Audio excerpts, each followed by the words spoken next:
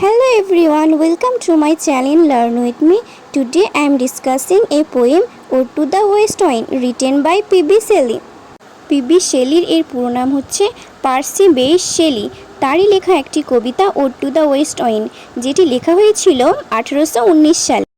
The poem is a beautiful and powerful expression of the poet's longing for freedom, revolution and the transformative power of nature. অর্থাৎ কবি তার এই কবিতার মাধ্যমে বলতে চেয়েছেন যে তিনি বিশ্বে বড় পরিবর্তন দেখতে চান এবং তিনি বিশ্বাস করেন যে প্রকৃতির সেই শক্তি ঘটাতে পারে। তিনি পশ্চিম বায়ুকে সেই শক্তিশালী শক্তির প্রতীক হিসাবে ব্যবহার করেছেন।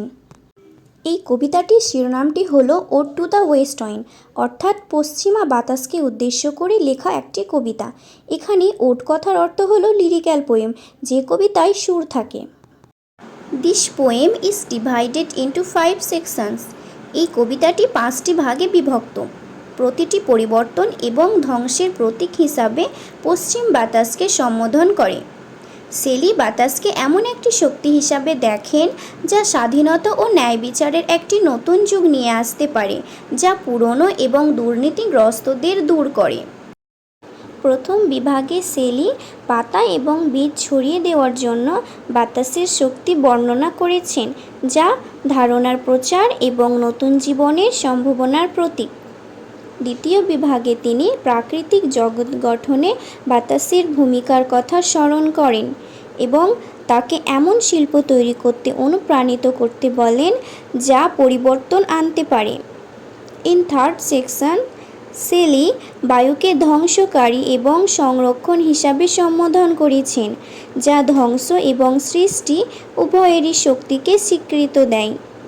চতুর্থ ধারায় তিনি বাতাসের দ্বারা বয়ে যাওয়ার সমাজের সীমাবদ্ধতা থেকে মুক্ত হয়ে বাতাসের বিপ্লবী শক্তিকে যোগদানের ইচ্ছা প্রকাশ করেছেন।